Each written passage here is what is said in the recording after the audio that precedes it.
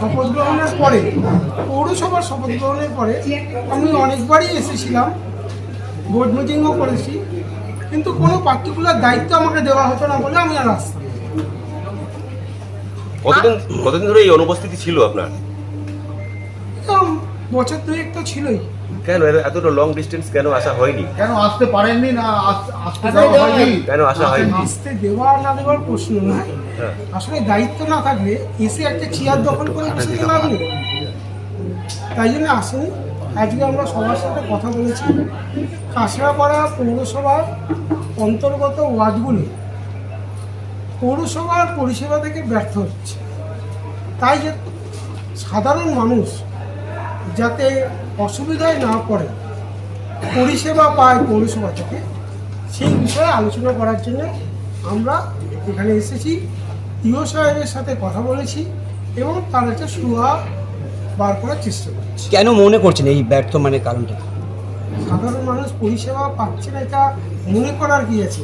রাস্তার ধারে জঞ্জাল জমে রয়েছে, জল জমে রয়েছে, পরিষ্কার হচ্ছে না, এর থেকে আর বড় কি আছে?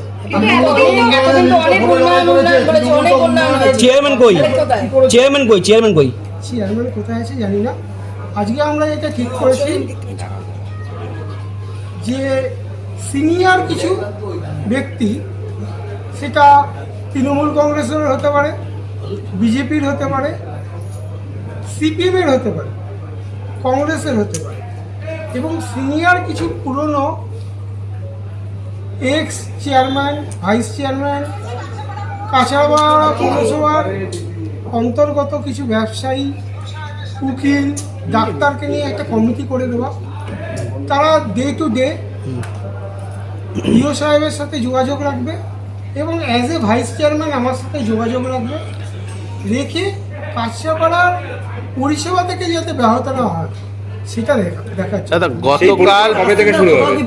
আজ থেকেই শুরু হবে, কাল বলে কিছু হয় না, যা হবে আজ থেকেই হবে। দাদা গতকাল 12 নম্বর ওয়ার্ডে কিছু ডাক্তার এসেছিল যে ওয়ার্ড অফিসের বা চাবি নেওয়ার জন্য, সেক্ষেত্রে এলাকার লোকেরা চাবিটা দেয়নি, তো এটা কি পৌরসভারই কোনো ইসে ছিল যে তারা এসছে এরকম কোনো তারা উদ্যোগ? এসেছিল কি এসেছিল আমি জানি না, যদি আমার কাছে খবর আসে, তারা যদি আমাদের সাথে যোগাযোগ করে, নিশ্চয়ই তাদের সাথে আলোচনা সাপেক্ষে কিছু সুরাহা আমরা জানবো।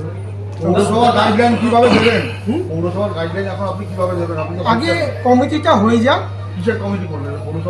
পৌরসভার মধ্যেই একটা কমিটি হবে যারা এলাকার উন্নয়ন এবং পৌরসভার উন্নয়ন দেখবে,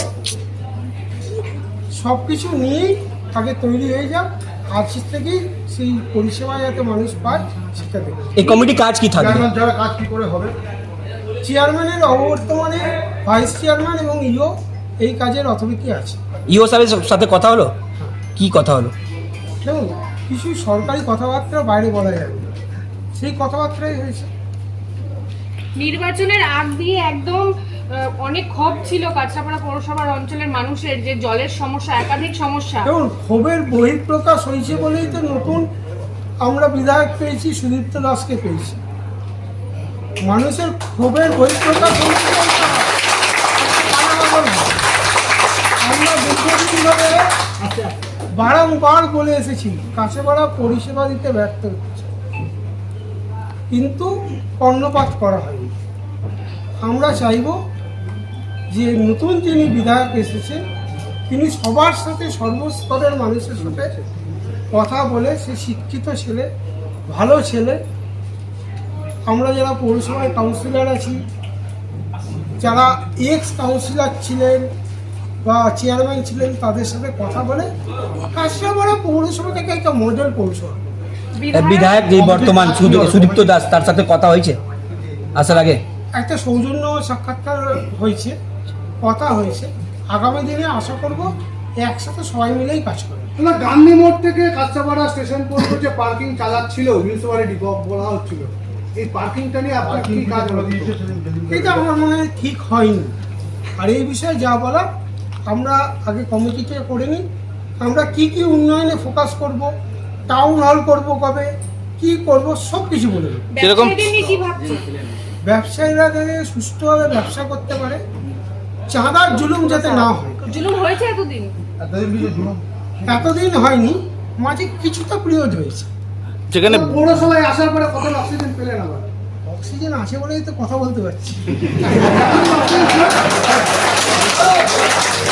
শিবানী পৌরসভায় অক্সিজেন ছিল না, বুঝতে পারতে চাইছেন? তাহলে তো আমি জীবিত থাকতাম না। উঠেছিল, সেই শিবানী হসপিটাল কি আবার নতুন রূপে দেখা যাবে? আমরা সব কিছু নিয়ে করব। একটা নতুন সরকার এসেছে, এখানে সুদীপ্ত দাস বিধায়ক হয়েছে, মাথার উপরে বিধায়ক হয়েছে অর্জুন সিং মহাশয়। সবাইকে আলোচনায় নিয়ে একটা সরকারকে সহযোগিতা করতে যা যা করণীয় আমরা সব করব। দাদা এই যে কর কর যে বেআইনি হবে এত 3 গুণা বাড়িয়ে দেওয়া হয়েছিল, এটা ব্যাপারে কি হবে? আমরা আলোচনা করি কোথায় কি ঘুঘুর বাসা হয়ে রয়েছে, কোথায় কি গ্যাপ রয়েছে, কোথায় কার কি ভুল ত্রুটি হয়েছে, সেটা আমরা দেখব। আরেকটা জিনিস আমি বলেছি, যেটা পুরনো দলের কর্মী, সেটা যে কোনো দল হতে পারে, সিপিএম হতে পারে, তৃণমূল হতে পারে, বিজেপি হতে পারে, কংগ্রেস হতে পারে, বা অন্য যে কোনো দলের কর্মী পৌরসভায় কাজ করে, তাদের যাতে অসম্মান না হয়, তাদের যেন হট করে ড্রেনে নামিয়ে দিয়ে কাজ করানো না হয়। দাদা আজকে আপনাকে প্রেস মিট করে যারা পৌরসভার স্টাফ তাদেরকে বোঝাতে হচ্ছে, কিন্তু বর্তমান যিনি চেয়ারম্যান তিনি কেন আসলেন না? তিনি আসছেন না কেন? তিনি কি করেছেন না করেছে সেই বিষয়ে আমি কোনো কথা না, তা খোঁজ নিয়েছেন কোথায় উনি? আমার সাথে তার যোগাযোগ খুবই কম। সে যোগাযোগ খুবই কম করতে ব্যস্ত থাকতো, হয়তো পৌরসভার কাজেই থাকতে হয়তো, জানি না, আমার সাথে কথা হয়নি। আমি নিজের তাগিদে এবং কিছু কাউন্সিলর সাধারণ মানুষের তাগিদে দিয়ে দেবো। বীজপুর জুড়ে দেখা গেছিল কিছুদিন আগে যে দোকানপাটগুলো তুলে দেওয়া হয়েছিল রাস্তা বড় করার জন্য, সেই লোকগুলো কোথায় যাবে? সেই রাস্তাতেই গাড়ির আমি রেখে তাদের বলছি, চলাচল হচ্ছে। আমি সুদীপ্তর সাথে কথা বলবো, পৌরসভা কি কি কাজ হবে তার একটা গাইডলাইন তৈরি করা এবং ডেট মেনশন করবে। সেই ডেট ধরে আপনাদের সাথে 6 মাস বাদে আমি আবার প্রেস মিট করব। যদি আমার দায়িত্ব থাকে আমি কতটা মার্কস পেলাম আপনারা দেবেন। এই যে এই মাঝখানে পর থেকে রেগুলারলি পৌরসভা আসবেন আপনি? এই যে মাঝখানে পাওয়া যাবে? আশা করছি মাঝখানে পৌরসভা অনেক বেআইনি মানুষ রায় দিয়েছে, এসব দেখি পিছনে আসবো। লাগতেও পারে নাও লাগতে পারে, কিন্তু এটা মেনে নিতে হবে। তাহলে 15 বছরের যে উন্নয়নের সরকার, তার এই পরিস্থিতিটা হওয়ার কারণটা কি? 15 বছর সরকারের মতন চলেছে, মানুষ বিচার করেছে সে উন্নয়ন করেছে কি করেনি। মানুষের মনে হয়েছে যে আরও বেশি কিছু হওয়া উচিত ছিল, সেই পরিষেবাটা দিতে পারেনি, তাই এই বিপর্যয়। বা মানুষ তার রায় জানিয়ে দিয়েছে যে কী করা উচিত ছিল, তোমরা সেটা ফুলফিল করনি, তাই এই রায়। সেটা তো আমরা মাথা পেতে নিয়েছি। পৌরসভার ভোট 2027 ভোট এগিয়ে সব এরকম কোনো চিন্তা ভাবনা রয়েছে? পৌরসভার ভোট 2027, সেটা তো এখনো আমি নিশ্চিন্ত করে বলতে পারছি না। সেটা যে নতুন সরকার আসবে তারা সিদ্ধান্ত নেবে, তারা অ্যাডমিনিস্ট্রেটর বসাবে না নতুন করে ভোট ভেঙে দিয়ে ইলেকশন করাবে, সেটা তো সরকারি সিদ্ধান্ত। আপনারা কি অনাস্থা কিছু ভাবছেন? এখনো তো একটা বছর। অনাস্থা নিয়ে কিছু আমরা এখনো সেটা নিয়ে কোনো আলোচনা করিনি। সেটা আমরা কাউন্সিলররা বসে আলোচনা করব। কি বিষয় নিয়ে আলোচনা করবেন? কি বিষয় নিয়ে আলোচনা করবেন? পরবর্তী কর্মসূচি নিয়ে আলোচনা করবো। আমরা কাউন্সিলররা কী করবো, আমাদের তো একজন কাউন্সিলর না, 24 জন কাউন্সিলর। 24 জন কাউন্সিলরের মতামতকে প্রাধান্য দিয়ে যেটা হবে সেই সিদ্ধান্তটাই আমরা সবাই নেব। কাউন্সিলরদের উপরে প্রেসের কোনো কিছু আছে দল চেঞ্জ করার? না, সেরকম কোনো আলোচনা এখন অবধি নেই, তবে চিন্তা ভাবনার স্তরে আছে, সেটা না বলতে তবে কারোর প্রেশার নেই, কোনো প্রেশার নেই। শুভ্রাংশুর উপস্থিতি চাইলেই গা ভাসাতে পারে গেরুয়া রঙে। যদি আজকে গেরুয়ারা পৌরসভাতে শুভ্রাংশুর উপস্থিতি নিয়ে আপনি কি বলবেন? কোনটা? শুভ্রাংশু যে আজকে পৌরসভাতে শুভ্রাংশুর উপস্থিতি নিয়ে পৌরসভা উপস্থিতি নিয়ে আপনাদের কি মতামত? শুভ্রাংশু তো নিজেই পরিষ্কার করেছে আগে যে শুভ্রাংশু তো পৌরসভায় আসতে চেয়েছিল, কিন্তু তাকে যদি দায়িত্ব ঠিকভাবে না দেওয়া হয়, একটা ভাইস চেয়ারম্যানের যে ফাংশনিং পাওয়ার, সেই পাওয়ারটা যদি তাকে না দেওয়া হয়, তাহলে সে তো এসে অবাঞ্ছিত লোকের মতন আচরণ করবে না। সে মনে করেছে সে তো আর ফেলনার লোক না, দুবারের প্রাক্তন বিধায়ক, তারও তো একটা মান সম্মান আছে।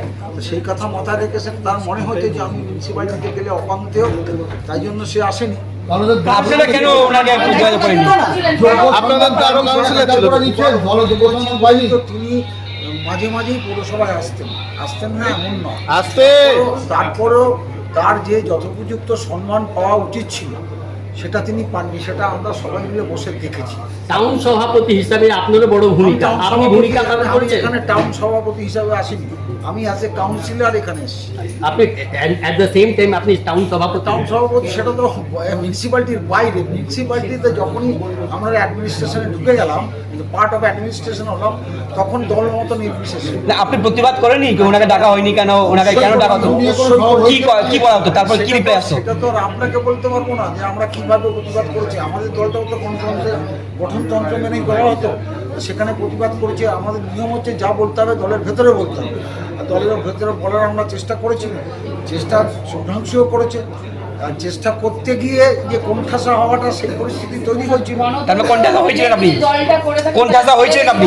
অবশ্যই কোণঠাসা পাশের হয়েছিল, ঘরের মতো হয়েছিলেন? বসে বললো কেন? অবশ্যই কোণঠাসা হয়েছিল। তার মানে পুরোটাই ডিক্টেটরশিপ চলতো। কাছাপাড়া 24টা কাউন্সিলরের মধ্যে কার কতটুকু ক্ষমতা ছিল সেটা আমাদেরও জানা আছে। ওয়ান ম্যান শো ছিল। তো বোর্ড মিটিং বিল পাস কি করে হতো? করতে এইটাই তো হচ্ছে কথা, এইটাই তো হচ্ছে কথা। এখানে বলতে গেলে অনেক কথা বলতে হতো, সেটা তো একটা পৌরসভার অভ্যন্তরীণ এটা বিষয় বলা তো সমীচীন না।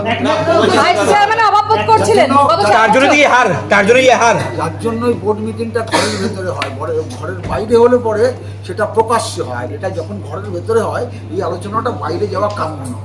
গত 4 বছর তো বহিঃপ্রকাশটা হলো গত 4 বছর জনগণ সেটা রিয়ালাইজ করে। বীজপুরের বিধায়ক সুদীপ্ত দাস বলেছে কালো ফাইল এখান থেকে বেরোতে দেবেন না। কালো ফাইল কি কালো ফাইল রয়েছে এখানে? সেটা তো সুদীপ্ত দাস বলতে পারবে, আমি তো তার মুখপাত্র না, আমি কি করে বলবো? ভাইস চেয়ারম্যানের অভাব বোধ করছেন করেছিলেন গত 4 বছর। ভাইস চেয়ারম্যান শুভাংশু অভাব বোধ করেছিলেন আপনারা কাজের ক্ষেত্রে? দলের থেকে ভাইস চেয়ারম্যান অ্যাক্টিং করতে দেওয়া হয়নি। অভাব বোধ তার তো একটা কাজের পেরিফেরি আছে। কেন দেওয়া হলো না? আপনারা যারা সাংবাদিক তারাও তো জানেন যে ভাইস চেয়ারম্যানের একটা কাজের পেরিফেরি থাকে, সে কি কি কাজ করবে। সেই দায়িত্বটা কে পালন করছে? ভাইস চেয়ারম্যানের দায়িত্বটা তখন কে পালন করছে? বলেছি না আমি প্রথমে ওয়ান ম্যান শো বলেছি, সে যা সিদ্ধান্ত নেবে তাই করবো। আমরা 15 বছর ধরে এখানে কাজ করছি, আমাদের মাইনে কেটে দিয়ে পকেটে ভরছি, কিন্তু এটা বুঝছে না যে আমরা কত কষ্টে কাজ করছি। কিন্তু হাকনদা আমাদের সাথে কোনোদিন এরকম করেনি, কোনো দিন না। এই যে বাকিরা আমাদের কাউন্সিলর ছিল বা কিছু ছিল, এনারাও কোনোদিন করেনি। কিন্তু এনারা যে কী করছে, 10 তারিখের মাইনে আমাদের 15-20 তারিখ আমরা খাবো। এটা চিন্তা করে না যে আমাদের মাইনেটা কি 7,000-6,000 টাকা মাইনে, এতে আমাদের সংসার চলে। শুনলাম আপনাদেরকে এরকম অপমানও করছে। বর্তমানে মেরে দেবে এরকম অবস্থা, কিন্তু বয়স উপরেছিলাম। এবার আমরা পারলে ওনাকে মারবো। একটা চেয়ারম্যান এরকম চেয়ারম্যান না, তখন ইয়ে করতো দিলীপ ঘোষ, আর চেয়ারম্যান আমাকে 4 দিন বসিয়েছিল বিনা কারণে, কিচ্ছু করিনি। কোথায় দাদা? হয়ে গেছে দাদারও বাজনা বেশ শেষ। এখন এদেরকে পেয়েছেন? আমি হাকনদা আগাগোড়াই হাকনদার সাথেই ছিলাম, এখনও থাকবো, কিন্তু মাঝখানে আমাকে সবাই একটু ইয়ে করে উঠিয়ে দিয়েছে। কিন্তু আমি কোনোদিন হাকনদাকে ছেড়ে যাইনি, তৃণমূল করেছি, তৃণমূলই করেছি। এবার কে কোথায় গেল আমার দেখার দরকার। তাদেরকে যে পেয়েছেন কাছে খুবই অনেক আনন্দ, অনেক বুক জুড়িয়ে গেছে। এবার কাজ চলে গেলেও আমার চিন্তা নেই।